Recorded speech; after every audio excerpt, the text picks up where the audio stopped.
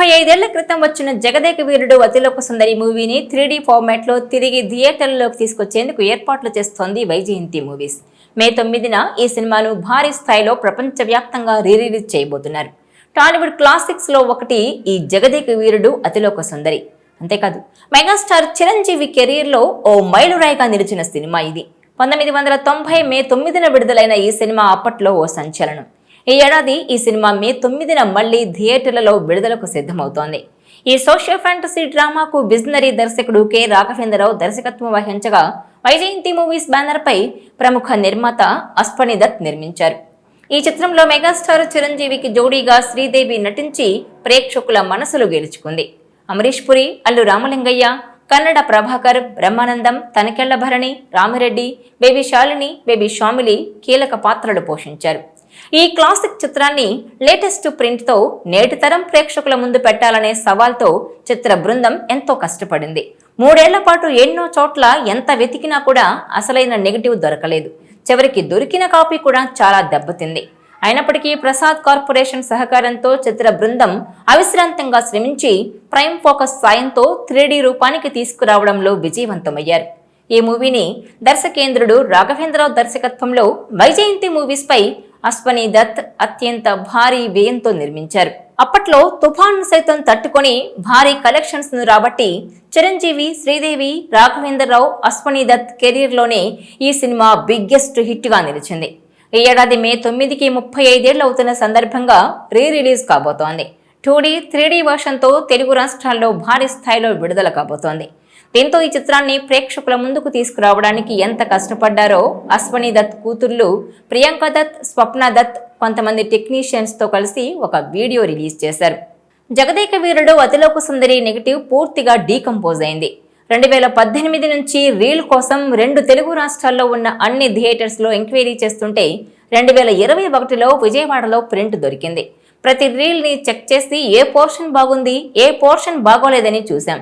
Dust ను కూడా clear చేసి స్కానింగ్ లో రన్ చేశాం. ప్రేక్షకులకు ఒక అద్భుతమైన ఎక్స్పీరియన్స్ ఇవ్వడం కోసం 8K సౌండ్ కి సెట్ చేశామని చెప్పుకొచ్చారు. ఇలా ఈ మూవీ రిలీజ్ కోసం మేకర్స్ సుమారు 8 కోట్ల రూపాయలు ఖర్చు చేసినట్టుగా వార్తలొస్తున్నాయి. ఇక ఇదిలా ఉంటే రాఘవేంద్రరావు దర్శకత్వంలో చిరంజీవి, శ్రీదేవి జంటగా వచ్చిన ఈ జగదేక వీరుడు అతిలోక సుందరి మూవీకి సీక్వెల్ ఆలోచన చాలా ఏళ్లుగా వినిపిస్తోంది. తాజాగా వైజయంతి మూవీస్ నిర్వహించిన ఈవెంట్లో సీక్వెల్ గురించి తన మనసులో మాటను బయటపెట్టారు మెగాస్టార్ చిరంజీవి. రామ్ చరణ్, జాన్వీ కపూర్ కలిసి నాగాస్విన్ దర్శకత్వంలో జగదేక వీరుడు అతిలోక సుందరి మూవీ సీక్వెల్ చేస్తే బాగుంటుందని కె రాఘవేంద్రరావు దర్శకత్వ పర్యవేక్షణలో వైజయంతి మూవీస్ బ్యానర్లో ఈ మూవీని అశ్వని దత్ కూతుర్లు స్వప్న దత్, ప్రియాంక దత్ కలిసి నిర్మిస్తే సరిగ్గా సరిపోతుంది అంటూ కామెంట్ చేశారు చిరంజీవి.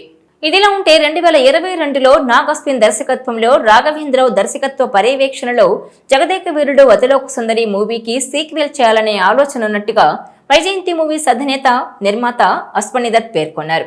ఇప్పుడు చిరంజీవి ఈ సీక్వెల్ ని రామ్ చరణ్ హీరోగా చేస్తే బాగుంటుందని హింట్ ఇచ్చేశారు. అయితే జగదేక వీరుడు అతిలోక సుందరి మూవీకి సీక్వెల్ చేయడం అంత తేలికైన విషయం కాదట. ఆ రోజుల్లో జగదేక వీరుడు అతిలోక సుందరి చాలా కొత్త కథ. అయితే ఇప్పటి తరానికి ఇది చాలా పాత కథ. ట్రెండ్ కి తగ్గట్టుగా కథలో చాలా మార్పులు చేయాల్సి ఉంటుంది. నేటి ట్రెండ్ కు తగ్గట్టుగా గ్రాఫిక్స్ తో సోషల్ ఫ్యాంటసీ మూవీ చేయాలంటే భారీగా ఖర్చు అవుతుంది. అందులోనూ కల్కి 2898 AD మూవీ కోసం 600 కోట్లు ఖర్చు చేయించిన నాగాస్విన్ కి జగదేక వీరుడు అతిలోక సుందరి సీక్వెల్ బాధ్యతలు అప్పగిస్తే బడ్జెట్ బౌండరీలు దాటేస్తుంది.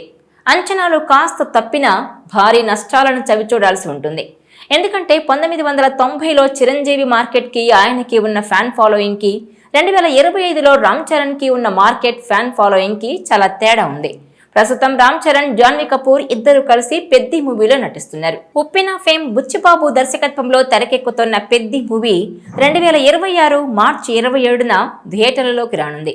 పెద్ది మూవీలో కన్నడ సూపర్ స్టార్ శివరాజ్ కుమార్ కీలక పాత్రలో నటిస్తున్నారు.